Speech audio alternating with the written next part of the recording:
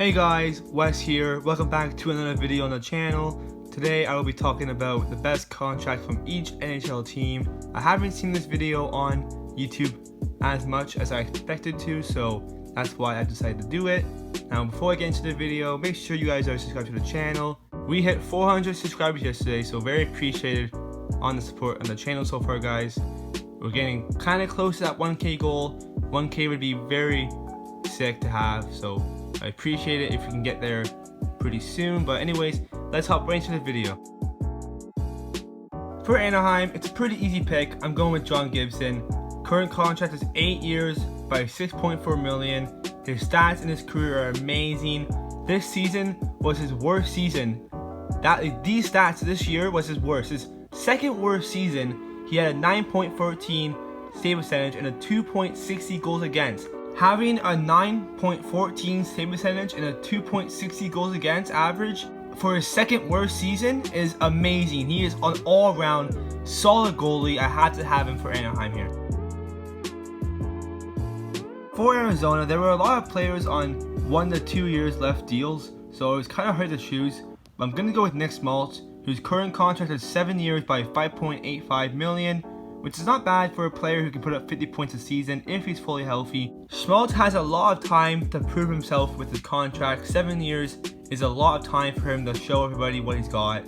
He has been dealing with injuries. His last fully healthy season was this year, but before that, his last season was 2017 where he was fully healthy. So tough for him to have all those injuries, but I think he can be worth his contract, so I'm gonna go with him. For Boston, it's gotta be Brad Marchand. It was close between him and Pastrnak, but I think Brad Marchand is more deserving. Amazing career, almost back-to-back 100-point seasons if it wasn't for the pandemic.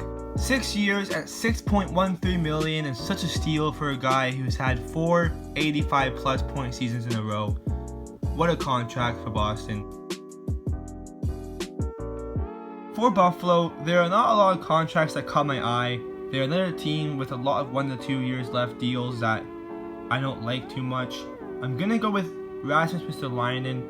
He's been struggling in and out with Buffalo in some parts because of how bad Buffalo is right now, how much they're struggling. But he's still a solid D-man. 4 back-to-back 40-point seasons. Most likely 5 if it wasn't for the pandemic. But I had to go with him, only making $5.4 million for 3 years. Very solid deal for a guy like Rasmus Ristolainen. For Calgary, there are a lot to choose from, but I'm gonna go with Matthew Tkachuk. He's making $7 million for 3 years. Very solid deal. Not too much and not too little. I think he's making the perfect amount of money. Back-to-back 60-plus point seasons. He just tore it up this year. I love the way he played this year and even last season. He's really finding his game, and that contract is definitely gonna be worth the money. For Carolina, I'm going to go with Teuvo Teravainen. Very solid player with a very solid contract. 5 years at $5.4 million. It's a great deal for this guy. 3 60-plus point seasons in a row. He's really finding his game right now. He's all around a solid player, so I have to go with him here. For Chicago, there are not a lot of contracts that caught my eye also. I guess I'll go with Patrick Kane. He's a 3-time Cup champ. 1,000 career points. He's just a star player who is worth his contract. Even though it's 4 years at $10.5 million, Patrick Kane is definitely worth that much money. So I'm gonna go with Kane here in this one. For Colorado, it's an easy choice. It's gotta be Nathan MacKinnon. Current contract is 4 years at $6.3 million. For MacKinnon at $6.3 million, that is crazy. And back then, I think last season, MacKinnon said that he would take less money if he had to. So that's really good to hear from a player like MacKinnon that would take less money. It's great to see. He's had 3 back-to-back 90-point seasons for a guy making $6.3 million. Just a steal for Colorado. For Dallas, it's a very easy choice for me. It's gotta be Ben Bishop. He's making a really weird contract right now at 4 years, $4.916.666 million. So pretty weird there, but basically it's $5 million. So $5 million for a goalie like Ben Bishop. It's so good. Bishop is the top 5 goalie in the league in my opinion. Great career stats. One of the reasons why Dallas is so good to this day is because of how well Bishop plays. In his last 3 years, he's had a 9.15 save percentage or above in the last 3 years. Very good despite his age, so I had to go with Bishop here. For Detroit, it's gotta be their best player on their team. I'm gonna go with Larkin. He currently makes $6.1 million for 4 more years. Very solid contract for a player like Larkin. Very fast, has lots of skill. Unfortunately, he's on Detroit, so it kind of ruins his stats, but he's a very good player. 3 50-plus point seasons in a row. His career high was 73 last season, so he definitely has a chance once Detroit's future comes along, so we'll see how he goes in the next couple of seasons. For Edmonton, 100%, I have to choose Draisaitl. He currently makes $8.5 million for 6 years. He's a point per game exactly in his career with 422 points in 422 games. He's also had back-to-back 100-point seasons. That's a crazy stat. He's definitely worth his contract.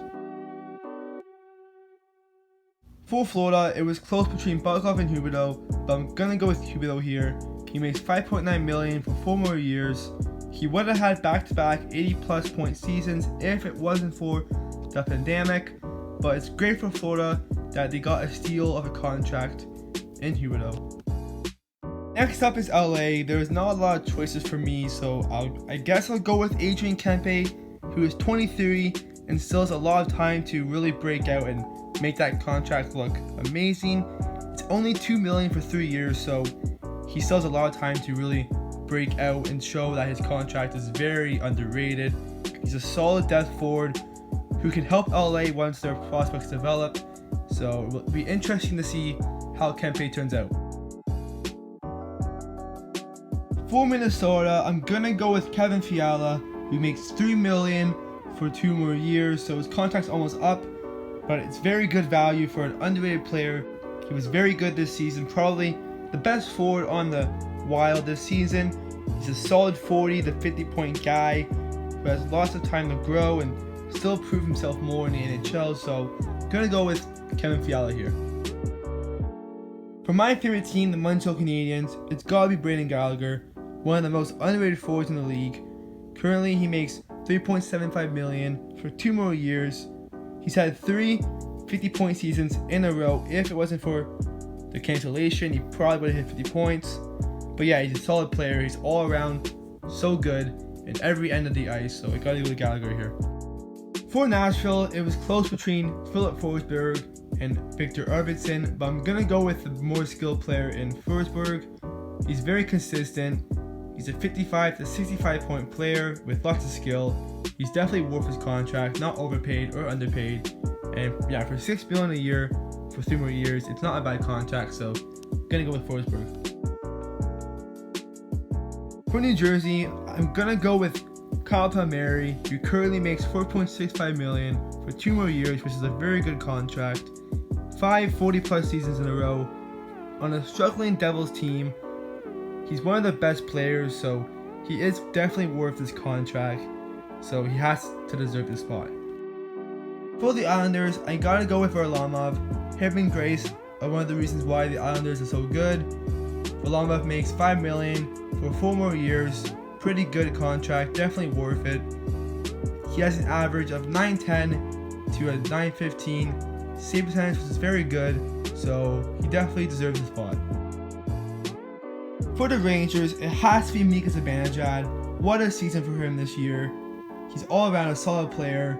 If he wasn't injured this year and played a full 82-game season, he definitely could have got close to 100 points. Currently making $5.35 million for 3 years. What a contract. 74 points in 2018 and 2019, and a pretty good season this year, so I'm going to go with Zibanejad. For Ottawa, I had to go with their best player, Thomas Chabot, currently making $8 million for 8 years. He just got signed that contract, I think last season or this season at some point. He is Ottawa's best player, one of their stars of the future. Definitely worth his contract. He plays the most ice time on the Sens, so yeah, gonna go with Chabot here. For the Flyers, it has to be Charles Couturier. To have a player like this under $5 million is crazy. He's currently making $4.33 million for 3 years, 2 70-plus point seasons in a row. Could have been 3 if it wasn't for the cancellation, so what a steal for the Flyers in this contract. For Pittsburgh, 100%, it's gotta be Sidney Crosby, only making $8.7 million, which is funny because 87 is his number, so it's kind of funny that he's making $8.7 million. Anyways though, 1,263 points in his career, 3 championships, all of this for $8.7 million with 6 years left still. 6 years of Sidney Crosby with $8.7 million, what a steal. For San Jose, I decided to go with Thomas Hertl, currently making $5.63 million for 3 more years. Hertl's a very solid player. Unfortunately, his season this year ended because of an injury, but last season he got 74 points. This season was also solid, but just couldn't finish it out. But yeah, $5 million, Thomas Hertl has a very solid contract, so I went with him. For St. Louis, I've decided to go with Jordan Binnington, currently making $4.4 million for 2 more years. Binnington came in last season for the Blues and helped them go on that miracle run to win the Stanley Cup. Him only making $4.4 million for 2 years is a steal for the Blues, and the contract so far is not a fluke as he had a very solid season this year with a 2.56 goals against average and a 9.12 save percentage, so very good contract, and I'm going to go with Binnington here. For Tampa Bay, it was really close between Stamkos, Point, and Kucherov, but I've decided to go with Point, making $6.75 million for 3 years. Such a good deal for a guy like this. 3 60-plus point seasons in a row with 92 points last season, so very worth the contract. For Toronto, I'm going to go with Morgan Rielly, one of the best defensemen over the last couple of seasons, making $5 million for 3 more years. What a contract. Great two-way defenseman, 72 points last season. This season, a bit of a downfall because of injuries, but he is really worth his contract, so I'm going to go with Rielly here. For Vancouver, I'm going to go with Horvat, very solid 50 to 60 point player for $5.5 million, is very good, 4 years left on his deal. He's a solid all-around player who can play in both ends of the ice, so very easy decision. I'm going to go with Horvat.